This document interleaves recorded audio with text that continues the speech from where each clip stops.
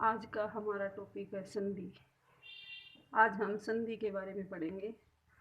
तो सबसे पहले हम संधि विषय की संधि शब्द की उत्पत्ति किस प्रकार हुई उसके बारे में जानेंगे। संधि शब्द धा धातु के पूर्व सम उपसर्ग लगने पर तथा की प्रत्यय लगने से संधि शब्द की निष्पत्ति हुई है, अर्थात संधि शब्द बना है। संधि शब्द की परिभाषा: दो या दो से अधिक वर्णों के मेल से होने वाले परिवर्तन या विकार को संधि कहते हैं। जैसे विद्या प्लस आलय। विद्या में आ और प्लस आ के बाद पुनः आ, तो दोनों मिलकर बन गए आ, तो हमारा शब्द बना विद्यालय। इसी प्रकार पाणिनि ने भी अपनी परिभाषा दी, जो परः सन्निकर्ष संहिता, अर्थात वर्णों की अत्यधिक निकटता को संहिता कहा जाता है। संधि को संहिता भी कहा जाता है। जैसे अति प्लस उत्तम बराबर अति उत्तम। यहाँ ई और उ की अत्यधिक निकटता होने के कारण हमारा शब्द बना अति उत्तम। संधि के भेद: संधि के मुख्य रूप से तीन भेद होते हैं। पहला भेद स्वर संधि, जिसे अच संधि भी कहा जाता है। दूसरा व्यंजन संधि, जिसे हल संधि भी कहा जाता है।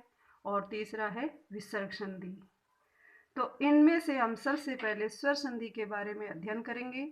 तो स्वर संधि की परिभाषा कि स्वर का स्वर से मेल होने पर उसमें जो परिवर्तन और विकार होता है उसे स्वर संधि कहते हैं, अर्थात स्वर से स्वर के मेल को स्वर संधि कहते हैं। जैसे राम प्लस अवतार। राम में ए मिला हुआ है, प्लस ए के बाद ए मिला, आगे ए है, तो ए प्लस ए बराबर बन गया हमारा आ, और शब्द बन गया रामावतार।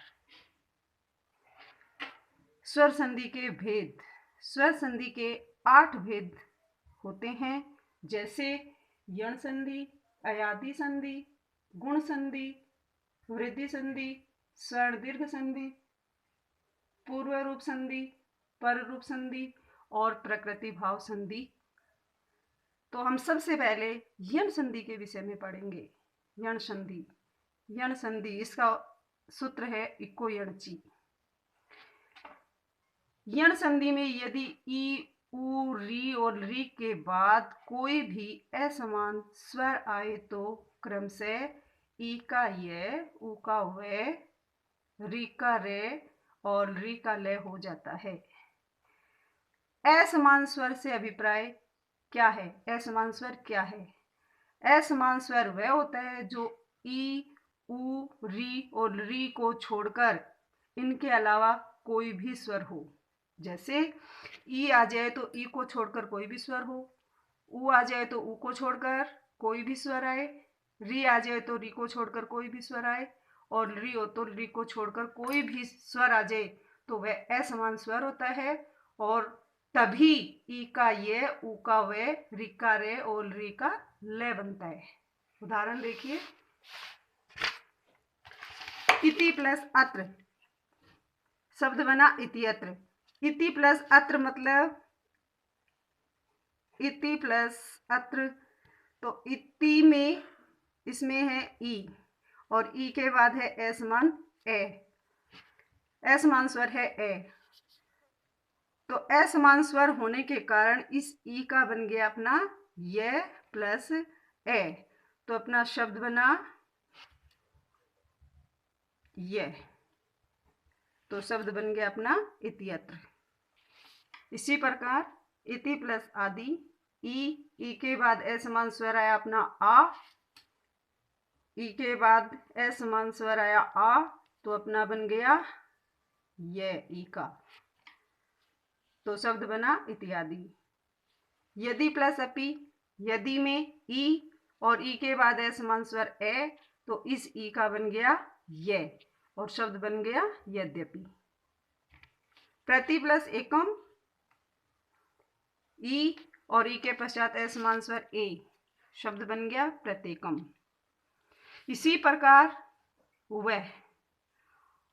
अनु प्लस ऐ, ऊ के पश्चात ए समान स्वर ए है तो ऊ का बन गया अपना वह, तो शब्द बन गया अन्वय।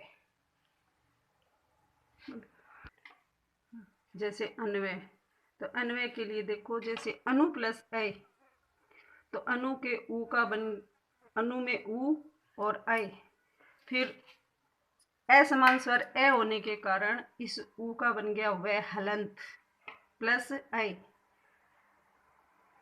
न में से ऊ निकल गया तो हलंत हो गया न, तो अन्न हलंत हो गया। वह और ए मिलकर बन गया वह, और अपना शब्द बन गया अन्वय।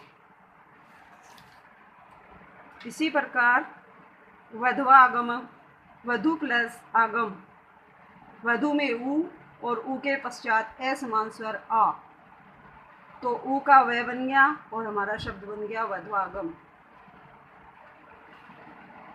मधु प्लस अरि, मधु ऊ के पश्चात ए समान स्वर ए, ऊ का वह बन गया और शब्द बन गया मधवरी। इसी प्रकार मातृ प्लस आदेश, मातृ में री की मात्रा लगी हुई है और उसके पश्चात आ है ए समान स्वर, तो ए समान स्वर होने के कारण जो अपनी ये री है इसका बन गया अपना रे, और रे और तय मिलकर बन गया अपना त्रय, और शब्द बन गया अपना मात्रादेश।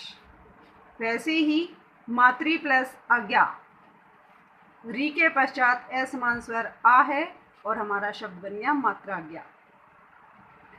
ली प्लस आकृति, ली के पश्चात अगर ए समान स्वर आए तो ये जो ली है इसका लय हो जाता है और हमारा शब्द बनता है लाकृति।